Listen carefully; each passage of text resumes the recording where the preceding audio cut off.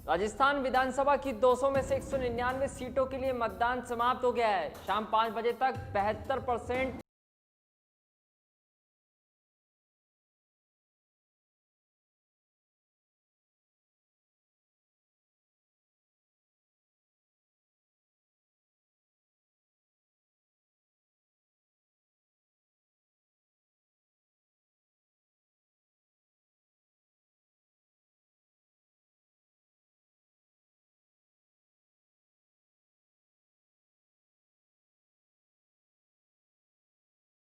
में भी भाजपा और कांग्रेस के बीच सीधा मुकाबला है। बीजेपी ने सूबे में पूरी ताकत झोंक दी है, जबकि कांग्रेस का दावा है कि वो आसानी से राज्य में सरकार बना लेगी। आपको बता दें कि 2013 में भाजपा ने 163 सीटें राजस्थान में जीती थी और कांग्रेस को सिर्फ 21 सीटें मिली थी, अन्य को 13, जबकि बसपा को 3 सीटें राजस्थान में मिली थी। चलिए अब आपको सबसे पहले ये बता दें कि आखिर ये जो एग्जिट पोल हैं ये होते क्या हैं, जो 5 बजे बाद ही न्यूज़ चैनलों ने शुरू कर दिए हैं। दरअसल ये एग्जिट पोल्स वोट करके पोलिंग बूथ के बाहर आए लोगों से बातचीत या उनके रुझानों पर आधारित होते हैं और वोट कर बाहर आए वोटर के जरिए अनुमान लगाया जाता है कि नतीजों का झुकाव किस ओर है। इसमें बड़े पैमाने पर वोटरों से बात की जाती है और इसे कंडक्ट करने का काम आजकल कई संस्थाएं कर रही हैं। आपको बता दें कि एग्जिट पोल्स हमेशा वोटिंग के बाद होता है और अब आपको बताते हैं कि एग्जिट पोल की तस्वीरें राजस्थान के लिए क्या कह रही हैं। सबसे पहले बात कर लेते हैं इंडिया टुडे एक्सिस के एग्जिट पोल की, जिसमें भाजपा को 55 से 72 सीटें दी गई हैं और कांग्रेस को 119 से 141 सीटें यहां पर मिल सकती हैं, जो सर्वे कह रहा है। अन्य को भी यहां से 4 से 11 सीटें मिलने का दावा किया जा रहा है। वहीं टाइम्स नाउ और सीएनएक्स के एग्जिट पोल की यदि हम बात करें तो यहां भी भाजपा को इस एग्जिट पोल में 85 सीट, जबकि कांग्रेस को 105 सीटें मिलती बताई गई हैं। अन्य का आंकड़ा यहां पर 9 है, मतलब कांग्रेस की सरकार राजस्थान में बनती बताई जा रही है।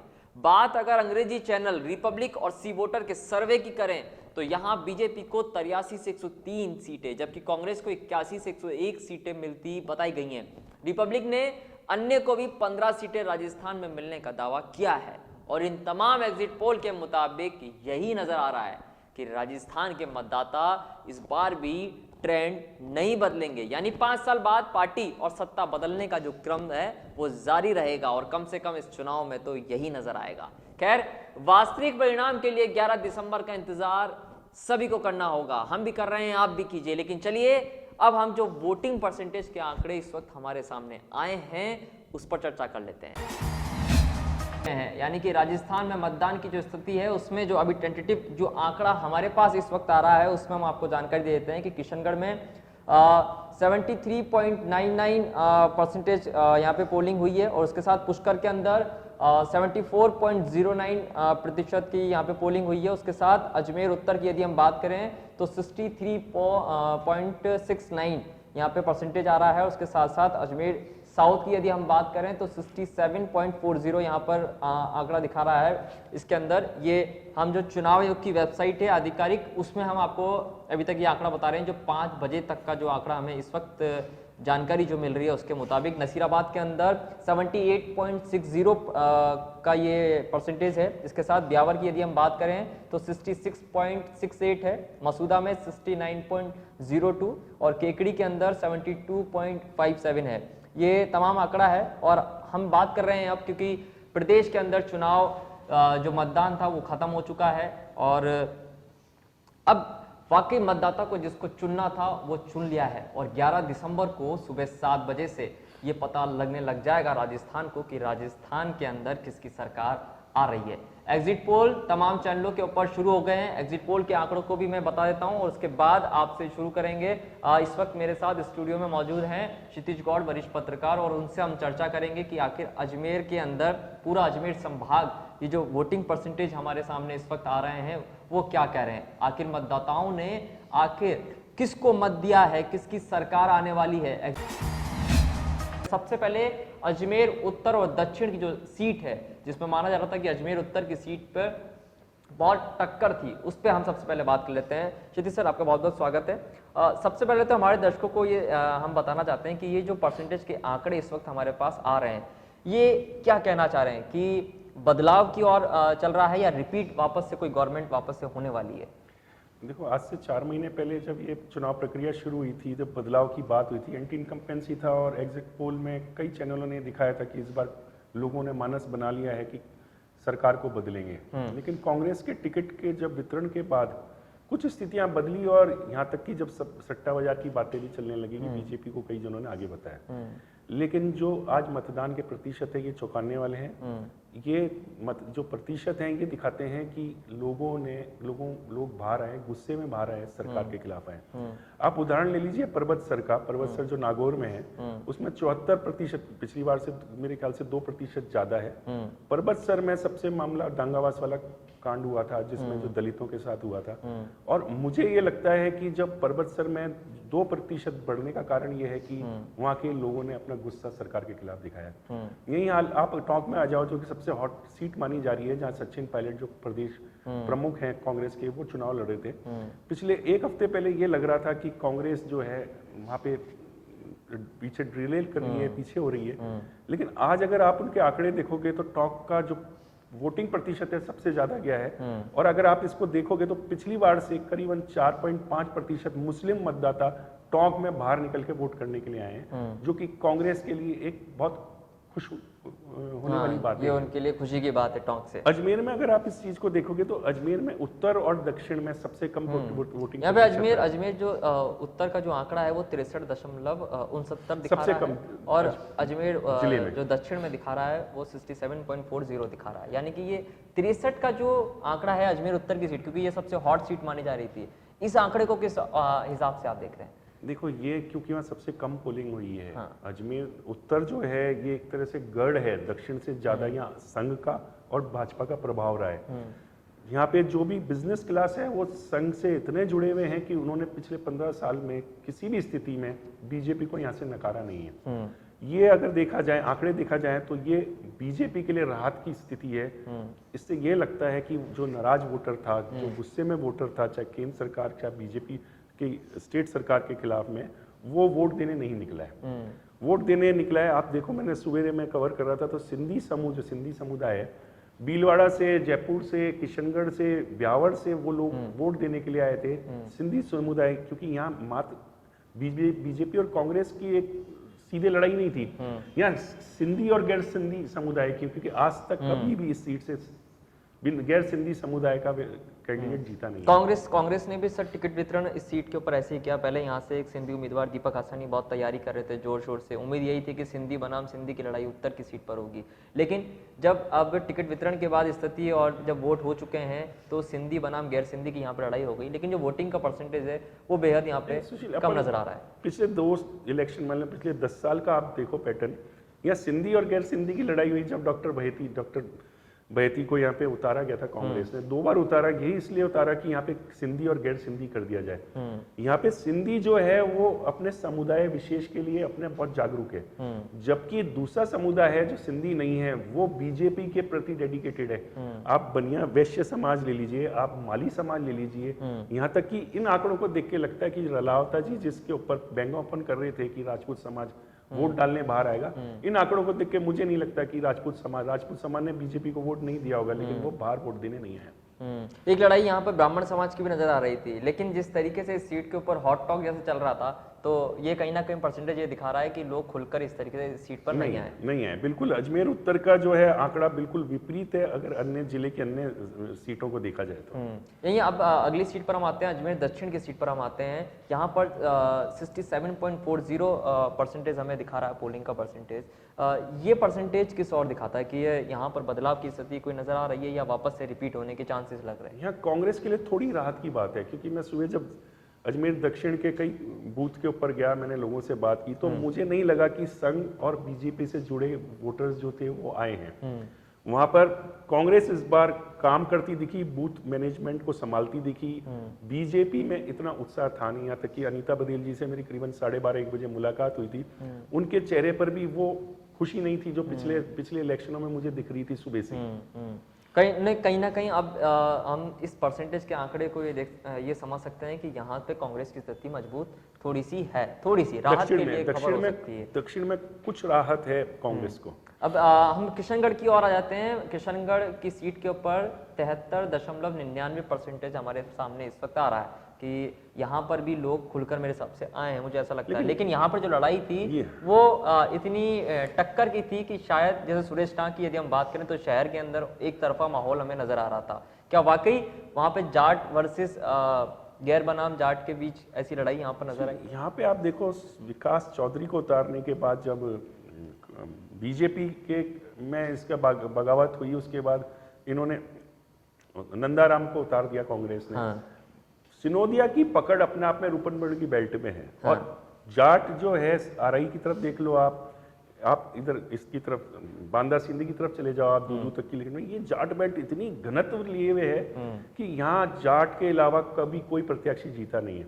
लेकिन इन 4 जनों की जाटों की लड़ाई में मुझे लगता है कि सुरेश रावत के लिए ये राहत भरी खुशी हो सकती है। सुरेश टांक के लिए ये सीट हो सकता है, जिस तरह से जाट बाहर निकले हैं, उन्होंने वोटिंग की है, जाट बटावा दिख रहा है मेरे को इन आंकड़ों के आधार पर। सुरेश टांक के लिए एक दिलचस्प पहलू ये भी नजर आया था जब हम किशनगढ़ के अंदर चुनाव प्रचार प्रसार को कवर कर रहे थे, चुनाव को पूरे, तो उसके अंदर एक बात ये भी नजर में आई कि किशनगढ़ एयरपोर्ट से जो भी फ्लाई करेगा उसको मार्बल एसोसिएशन 1000 रुपए का कैशबैक भी एक तरीके से दे रही थी। कहीं ना कहीं उसका फायदा भी हो सकता है सुरेश टांक के साथ चल जाए, क्योंकि जो जाट मार्बल इंडस्ट्री से जुड़े हुए हैं वो उसकी सुरेश टांक की छवि बेहतर है इस मामले में।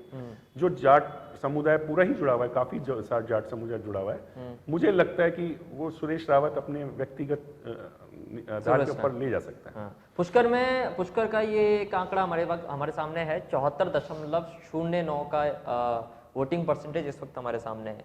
यहाँ पर स्थिति क्या नजर आ रही है? क्योंकि सुरेश रावत और नसीम अख्तर दोनों के बीच टक्कर ऐसी लग रही थी कि टक्कर है वाकई। और थर्ड फ्रंट के रूप में अगर बात करें तो हनुमान बेनीवाल की पार्टी से भी एक उम्मीदवार पप्पू कुरैशी जो है उनको उतारा गया, और हनुमान बेनीवाल की जो रैली थी वहां पर भी काफी हुजूम देखने को मिला।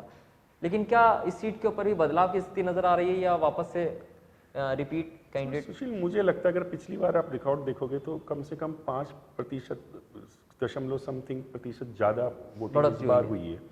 पिछली बार स्थिति ये थी कि रावत के साथ रावत समुदाय गया था, जाट जुड़ा था और राजपूत जुड़े थे।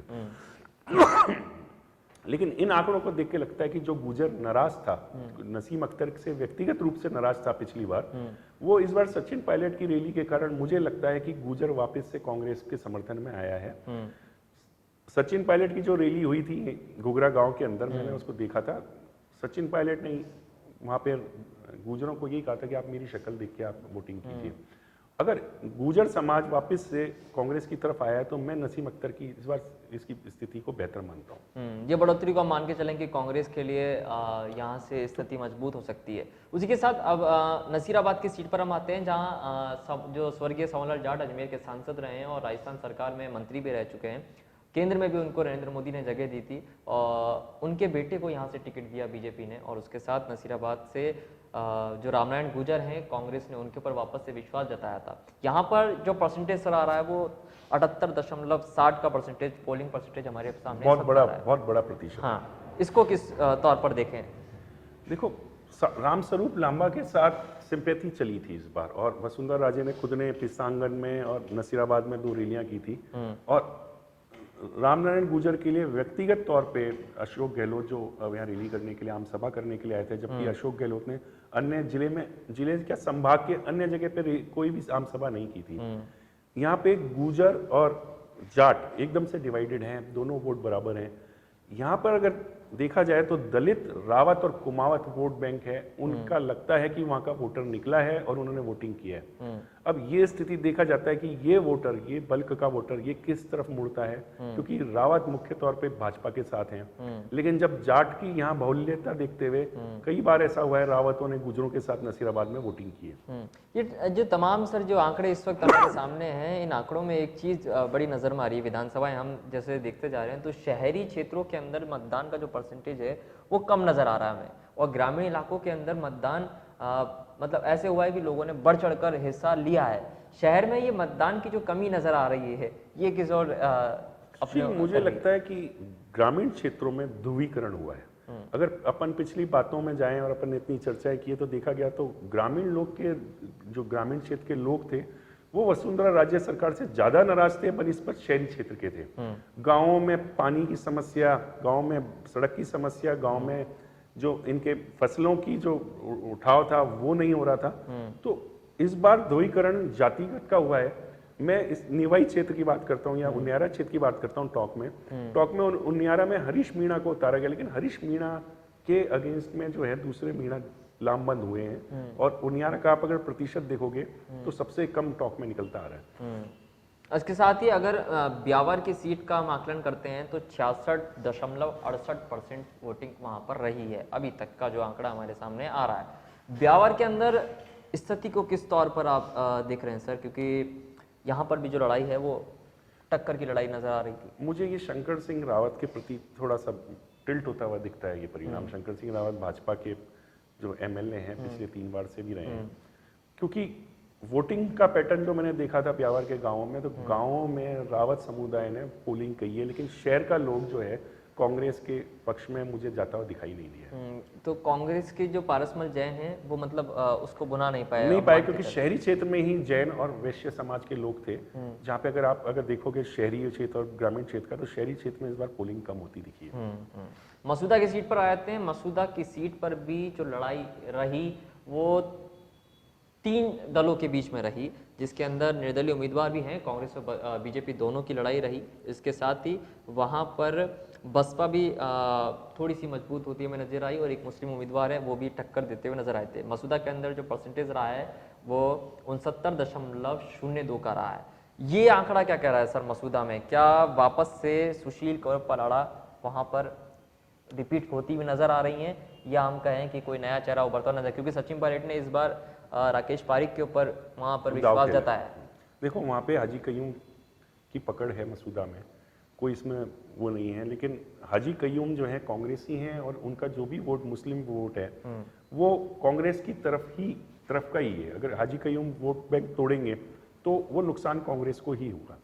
आप ये देखोगे दूसरी चीज जो चीता और मेहरात हैं वो शुरुआत में हाजी कयूम के साथ जाते हुए दिख रहे थे, लेकिन अंतिम कुछ दिनों में राकेश पारिक की स्थिति मजबूत हुई थी। राकेश पारिक और हाजी कयूम की लड़ाई में ये संभावना हो सकती है कि इस बार सुशील कौर पलाड़ा फिर से निकल सके, दोबारा रिपीट हो बीजेपी के लिए यहाँ से। और ये उनकी एक किस्मत की बात होगी कि पिछली बार भी इस तरह का हुआ था।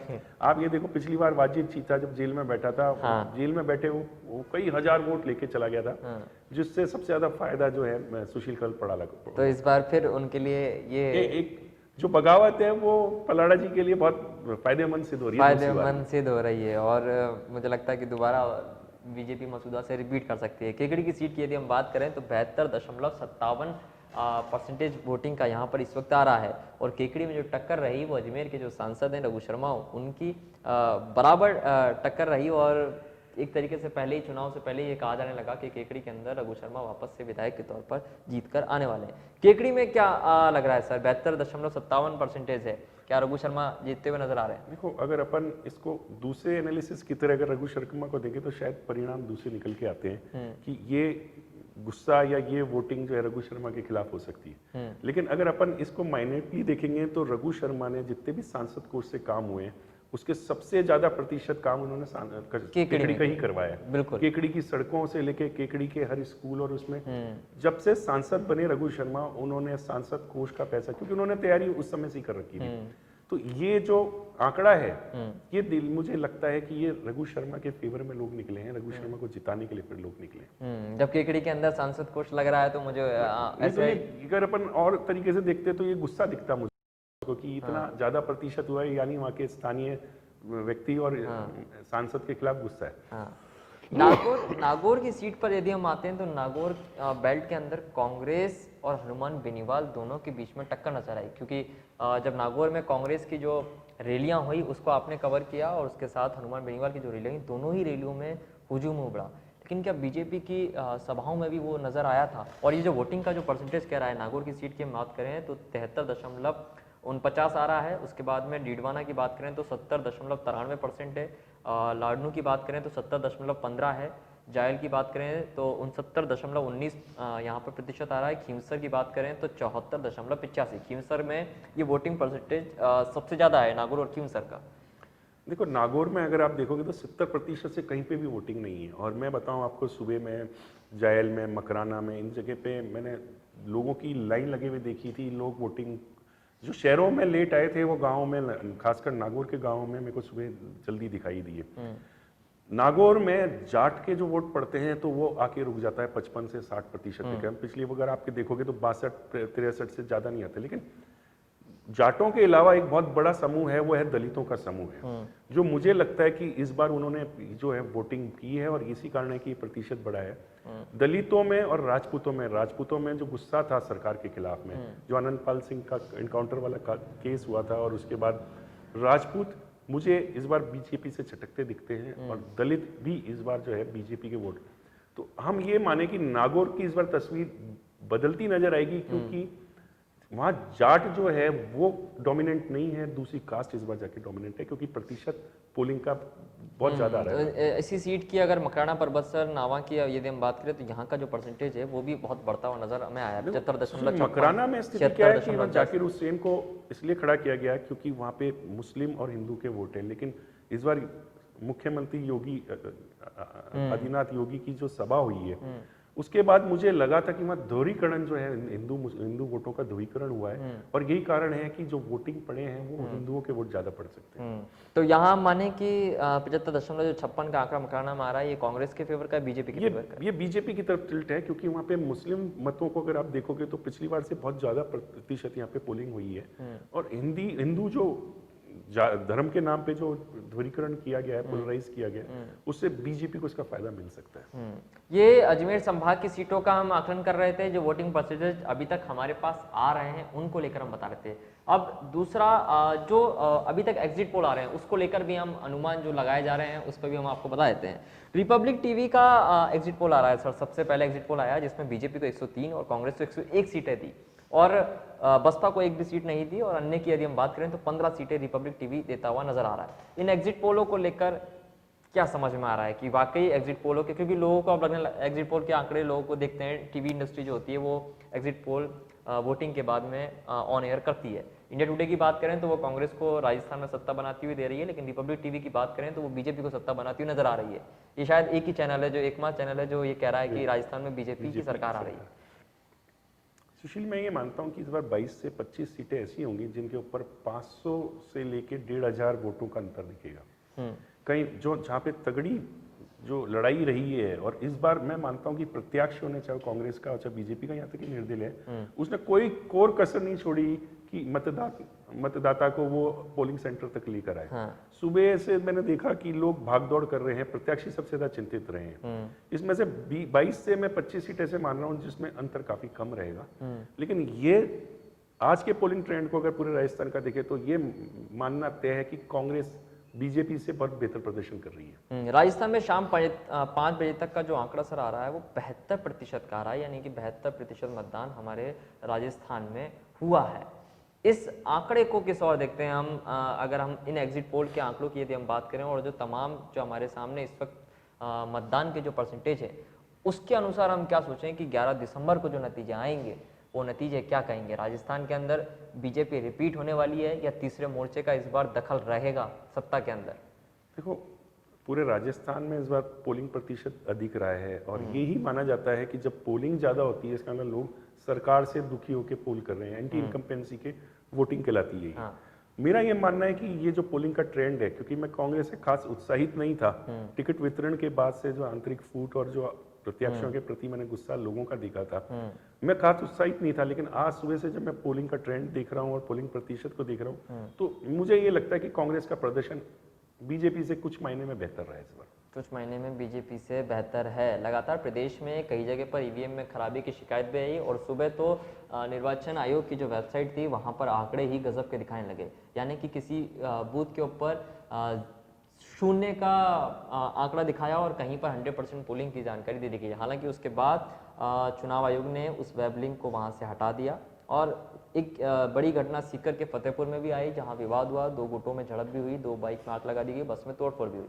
और बाकी जगह राजस्थान के बीकानेर में भी अंदर हुआ, बीकानेर में भी हुआ, और गाड़ी एक ठोकी एक जगह तो ऐसी भी घटना आई जहां जब ले जा रहे थे मतपेटियां तब की कोई घटना अभी हाल ही में आ रही है। ईवीएम खराब होने की काफी रही और लोगों को गुस्सा भी काफी रहा बीकानेर प्रॉपर में। लेकिन इस बार के चुनाव में खास एक चीज़ और देखी गई कि एक तो विकलांगों के लिए व्यवस्था अच्छी की गई, उनके लिए ई रिक्शा की व्यवस्था की गई, और महिलाओं के लिए अलग से बूथ की व्यवस्था की। कई ऐसे बूथ बनाए गए अजमेर में, अजमेर की बात अगर हम करें तो वहाँ पर महिलाओं को ही बैठाया गया, वहाँ पे जो कर्मचारी थे वो महिला कर्मी ही थे, और पिंक कलर से सजाया था।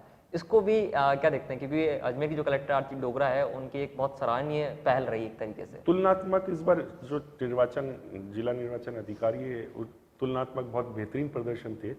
मैंने उनकी जो सबसे बड़ी चीज थी कि वो किसी चीज पे स्ट्रिक्ट थी, तो वो जो है गाइडलाइंस के ऊपर थी।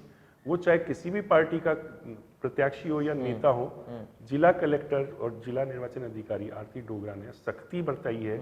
और मैंने 2 दिन से, क्योंकि मैं कवर कर रहा हूँ, मैं 2 दिन से मैं गलियों में भी घूमा, मैंने देखा कहीं शराब बट रही हो, साड़ियाँ बट रही हो। अगर बटी भी होंगी तो वो सामने मुझे नहीं दिखती दिखाई दी। ये वाकई बहुत सराहनीय कदम है निर्वाचन आयोग का।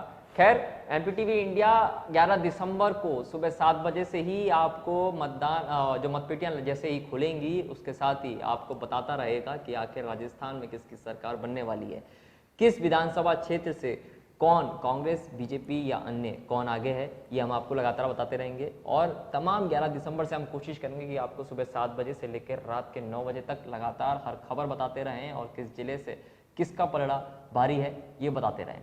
तब तक के लिए देखते रहिए mtvindia.com।